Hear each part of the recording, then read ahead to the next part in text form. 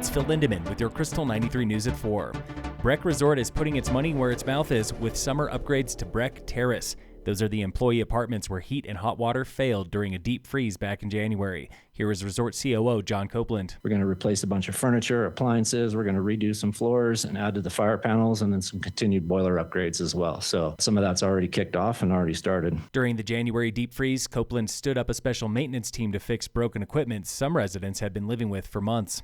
At least one Breck local says the town is ignoring recent outcries against toxic weed killer. Resident Angela Boki at last night's town council meeting. The national organization, Non-Toxic Neighborhoods, has provided a much safer plan to the town, but rather than taking action, our town council has decided to expose its residents to cancer-causing agents for the next 3 days. In recent weeks, the town has told Krystal 93 it only uses weed killers from a list of approved chemicals considered safe by industry oversight.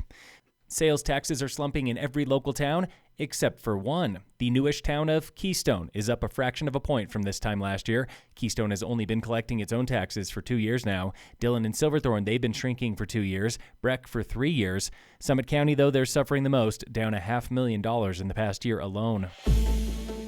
This week on the State of Summit, longtime Frisco business owner Mary Waldman is telling the town now is not the time to get greedy with new taxes. I respectfully urge the town council to postpone any tax increase on the November ballot. Frisco recently unveiled a wish list worth $87 million, including work to town hall, bridges, buried fiber, and rec upgrades. None have been presented as urgent or critical, nor are they likely to significantly improve residents' day-to-day quality of life. Council hopes to pay for its wish list with a 0.5% sales tax increase and 4% lodging tax hike. That is double what it is today.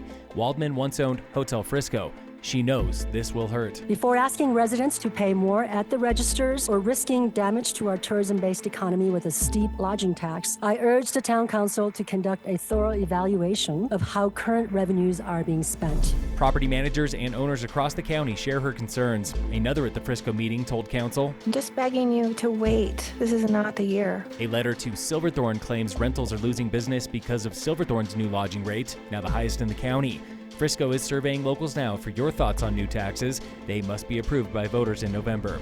Tune in again next week for the State of Summit on Krystal 93. Local fire danger, it remains high today in Summit County. A Stage 1 fire ban goes into effect Friday, covering Summit and areas west of us. Just today, the Forest Service and BLM have confirmed there will be a Stage 1 ban on all their properties, all the way to the Utah border. In local entertainment news, showing 2 more nights at the Eclipse in Breck is Mission Impossible 8, The Final Reckoning. It's a long one, but it's worth it for fans of the franchise, showing at 3:30 and 7:15 tonight and tomorrow. In sports, the Rockies play the Dodgers, and in local sports, leaving the start line at 5:30 are mountain bikers tackling Race 3 of the Town Series, the Swan River Rampage, going up and down the Colorado Trail. Phil Lindemann, Krystal 93 News.